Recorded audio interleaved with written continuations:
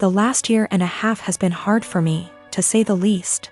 Last March, my brilliant and hilarious and beautiful girlfriend Natalie suddenly passed away. Everyone always gave shit about us because of politics. We met in college when we were poli-sci majors. She is very liberal, think AOC, and I'm pretty conservative.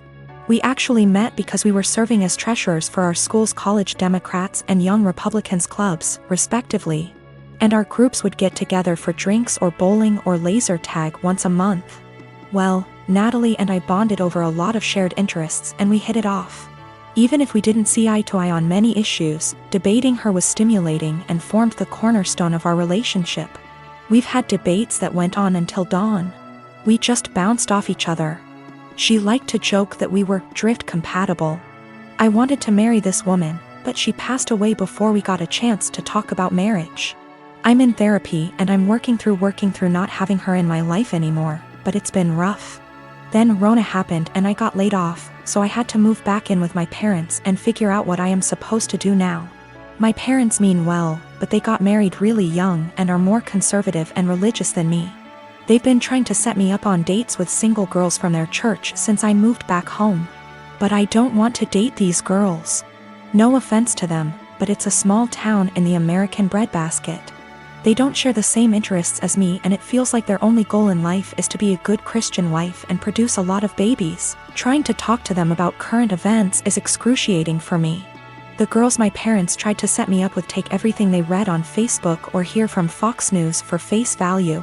It makes me miss Natalie and our debates more. My parents mean well. I know they want me to find a nice girl and settle down with her, but not like this. They are nothing like Natalie and never will be. I miss her, even if my folks didn't like her ideas. But when I told them the other night that I wanted them to stop setting me up on dates with these girls, they freaked out and told me that I needed to consider settling down since I just turned 30. They're good girls from great families, I know that, and my parents like them more than they liked Natalie, but she was my one and only. I don't think it's fair for anyone when I still love her. They are even more angry at me because I told them that I just don't see myself getting married anytime soon. But like I said, Natalie was my soulmate and I just can't see myself being with anyone else but her. Yet, they are insisting that I need to find a woman and settle down and give them grandchildren. We were seriously close to talking about marriage. But around the time she died, it was more like how funny it would be if the bridal party wore blue and the groomsmen wore red because the bride is a Democrat, and the groom is a Republican / Romeo and Juliet deal. I wish we got to do that. Natalie thought it was hilarious. I am a 16-year-old female. I used to have a good relationship with my mother. That has since crashed and burned since she dated and married my stepdad, Gary, 6 years ago. Gary treats his son Ian, 19 male, like he's the center of the universe and expects my mother to as well, so she does. Anything Ian wants, Ian gets, and that usually comes at the expense of me. Ian wanted my room when they moved it. I was forced to go to another room to make the transition easier for everyone. Ian wanted a car for his 16th birthday. I didn't get braces for another year. Ian wanted to go on an expensive trip for spring break. I had to give up volleyball to make it happen. Ian wanted to have his side of the family over. I was expected to find somewhere else to be, since I wasn't family. My mother just went along with all of this and acted like it shouldn't affect me at all. My dad was overseas for a long time, and we used to FaceTime and he was so upset by what he was hearing. He's home now and he's offering to have me come live with him. I'm not seeing a reason not to go, and so I told my mom I wanted to go live with my dad. She predictably freaked out and asked why I'd want to do that and said that we had such a good relationship. She didn't understand how this came so out of the blue. I told her that we haven't had a good relationship since she blindly decided to follow Gary's lead and give Ian anything he wanted, and it always came at my expense.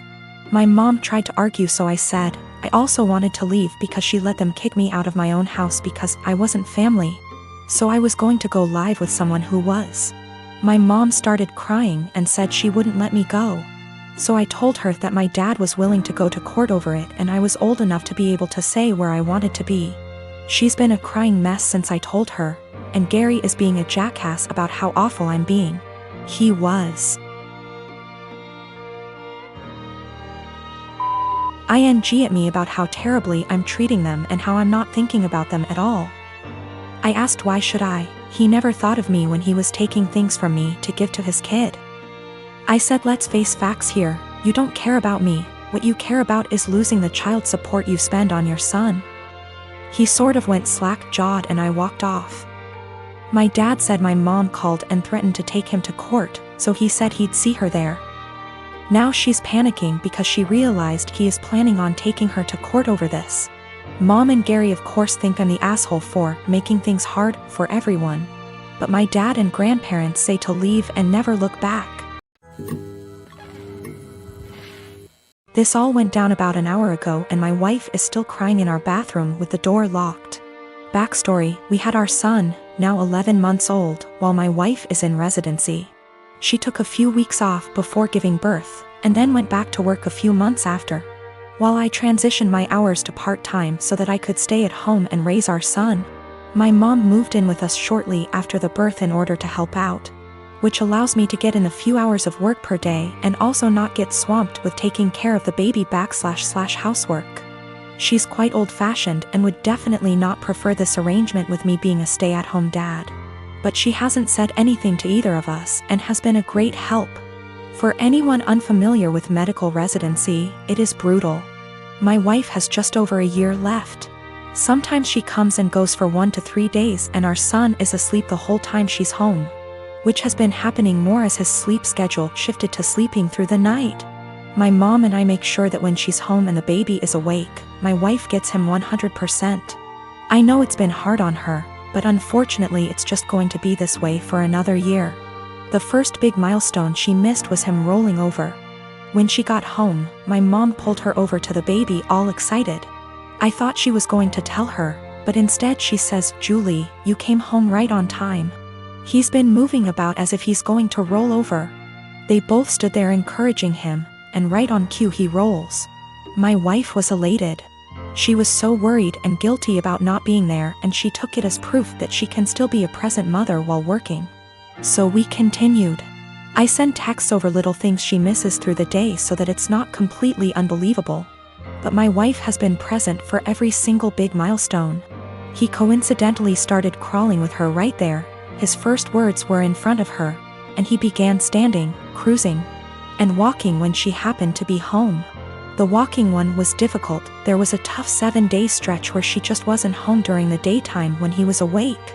And his walking went from teetering to walking a couple steps pretty confidently in that time. We put little beanbags in one of his pants pockets so he'd be wobbly and unbalanced and it looked believable, since he fell after the first step like he was doing a week ago. Yes, it was mean to our poor son, but my wife's face was worth it. Today it all unraveled. So far he can just say mama, dada, and nana. Yesterday he started saying, "Bye, bye." My wife has today off and has been home all morning. My mom and I have been trying to get him to say, "Bye," all day without giving it away that we already know he can say, "Bye." Successfully got him to say, "Bye," to the ducks at the park, and we both gushed over his newest word the whole way home. My wife was using my phone to take pictures of him and began showing my mom at home while telling her about his newest word acquisition. She was swiping through my gallery and saw a video from yesterday and goes, "Oh, you never sent me this one." It was literally like a slow motion film happening in front of my eyes. I had taken the video of him yesterday waving, "Bye, bye." My wife isn't stupid, she figured the whole ruse out pretty much instantly. I've never seen her look so upset and heartbroken before. I couldn't say or do anything to comfort her. Now she's locked herself in the bathroom crying and won't come out. My sister Anna is special need. She has severe autism, and while she is verbal, most of her communication is physical, like sign language due to her social discomfort. She does speak around family though and has pretty bad cognitive skills. She can't comprehend boundaries and lives with our parents so they can best watch her. I am getting married in 3 months. We planned a simple wedding and reception at my fiancé Michael's parents' barn and farm. Since it's all gonna be DIY and we aren't planning anything too expensive, we can do things pretty quickly since flowers, food, and decor will be provided by his family. I sent out invites last week and I asked that Anna not come. I told my parents I understood that would mean they may not show up, but it was just a heads up. Why no Anna? She has an issue with touching Michael and trying to kiss him. At times when we were at my parents' house, Anna would try and grab Michael's hands, try to lean in to kiss him, or would have a really bad shutdowns if she wasn't allowed to be directly next to him. We've tried speaking to her, but there's only so much we can do when she doesn't really understand.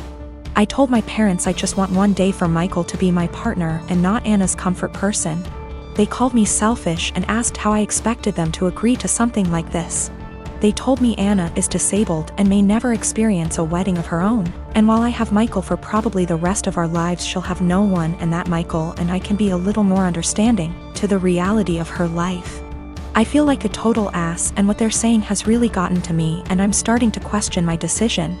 My parents called me letting me know they won't be coming and that it's best I don't bring Michael around anymore since I've chosen some man over my sister. They told me that Anna wanting to kiss Michael and hug him is normal for a woman her age, and that she doesn't understand what her feelings mean. I suggested they try to redirect her during the wedding, but they said Michael is going to be family to her and he needs to get over it.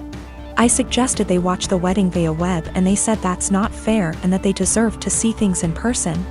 I asked if I could pay for someone with proper credentials to watch her that day while they attention, and they asked what I would do when they died, and if I'd pawn her off every time. I dropped the unfortunate truth bomb that I don't want to put any more of my life aside for Anna anymore. I did it up until I turned 18. And that Anna is not my life's responsibility and I won't be her keeper. I assured them I'd pay for her care, but if she's okay doing this to Michael, then I worry for if I ever do choose to have children and what she'd do to them. They said I was sick for suggesting she'd do anything to my future children and hung up on me.